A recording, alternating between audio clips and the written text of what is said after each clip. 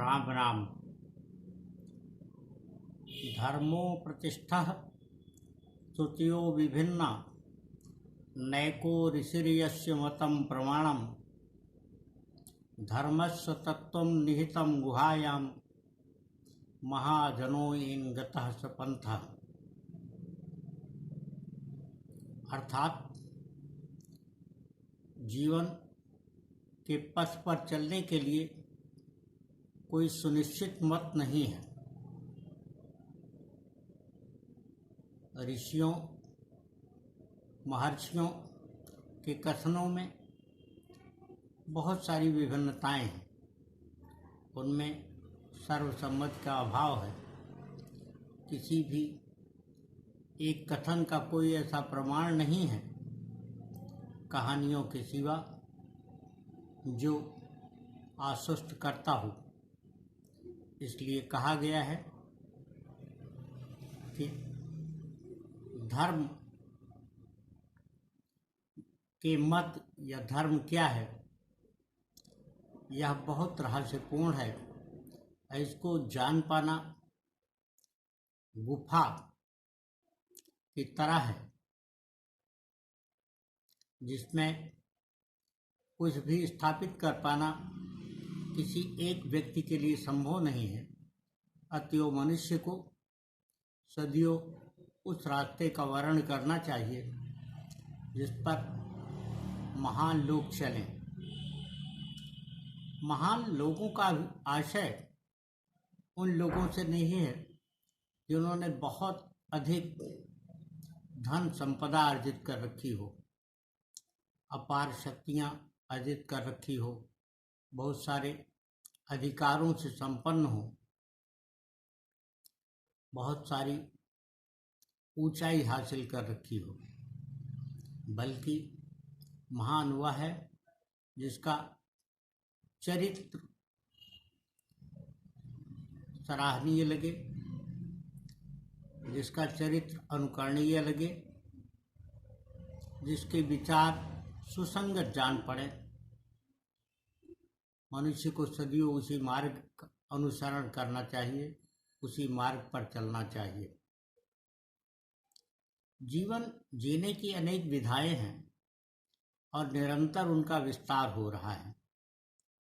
हम जीवन का पथ सुनिश्चित करने के लिए किस मार्ग का वर्णन करें, इस प्रश्न को लेकर के बहुत बार मन में न केवल युवाओं प्रौढ़ों बल्कि बहुत सारे वह लोग जो जिंदगी के आखिरी सोपान को भी जी रहे हैं, उनके मन में भी अनिश्चितता का भाव होता है।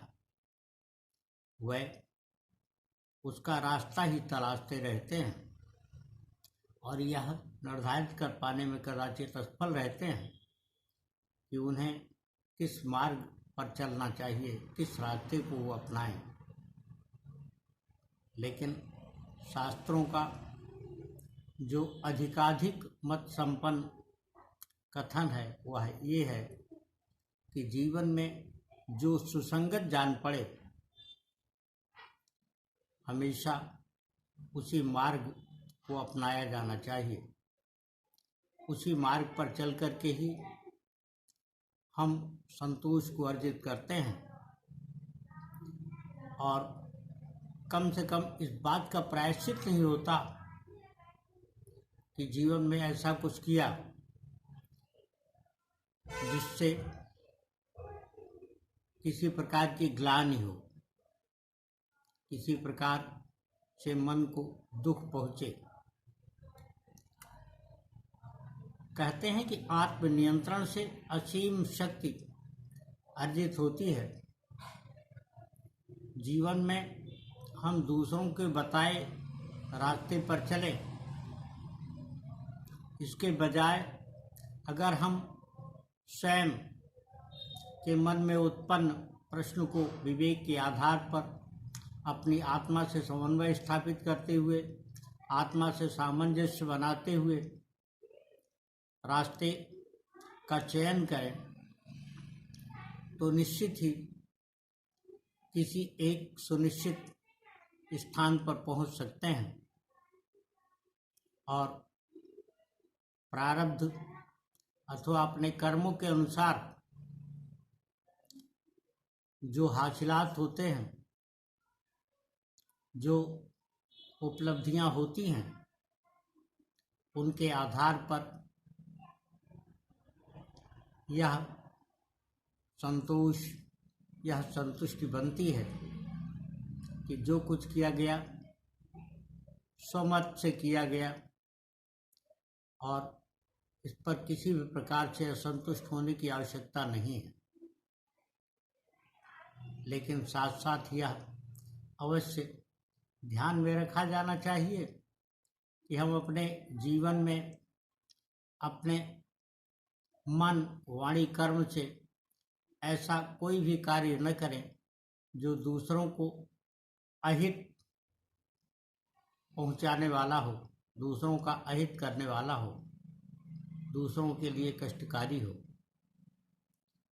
मृदु वाणी का, विनम्र वाणी का जीवन में बहुत अधिक महत्व है और व्यवहार में अगर मृदु वाणी हो यानी बोलने में मिठास हो तो बहुत सारे उन लोगों को अपनी तरफ आकर्षित किया जा सकता है जिनकी सहायता से जीवन में उद्देश्य को, ध्येय को, अभीष्ट को प्राप्त किया जा सके। ऐसे लोगों का वर्णन करते समय भी कई बार मन में यह प्रश्न हो सकता है कि इनमें कौन सुसंगत होगा, कौन भरोसेमंद होगा, कौन अधिक दिनों तक साथ चलेगा। तो इसका निर्धारण हम इस आधार पर कर सकते हैं कि जो व्यक्ति नैतिक साहस पूर्वक हमारे समक्ष कुतर्कों के बजाय अच्छे प्रश्न उठा सके, हमसे प्रश्नों का सवाल कर सके, प्रश्नों पर बातचीत कर सके, उठा सके, हमारे किसी कार्य कर्म को लेकर के उसके मन में प्रश्न हो और वह उनको शमन करना चाहे, उन प्रश्नों का उचित जवाब चाहे, वह व्यक्ति अधिक साहसी होगा, अधिक स्थायी होगा उसकी तुलना में जो हर बात का समर्थन करता हुआ चले। हर बात का समर्थन करने वाले सादगी पूर्ण व्यक्ति भी हो सकते हैं, किंतु इस भौतिक जगत में प्रायः वो लोग हर बात में हाँ में हाँ मिलाते हैं जो हमसे किसी भी प्रकार का लाभ देखते हैं और जब तक उन्हें वह मिलता रहता है साथ बने रहते हैं और अंत में जब लाभ किसी वजह से सधना बंद हो जाता है तो रास्ता छोड़ जाते हैं, साथ छोड़ जाते हैं। कहा गया है कि ऐसी वाणी बोलिए मन का आपा खोए और उनको शीतल करे आपो शीतल होए। यानी वाणी की मृदुलता न केवल स्वयं को बल्कि दूसरों के लिए भी सकारात्मक होती है और जब हम ऐसी कोई बात कहें निष्प्रिय ढंग से जिससे दूसरे को भी शीतलता अथवा सुख का अनुभव हो तो वह सदियों हमारे साथ बना रहेगा। राम राम।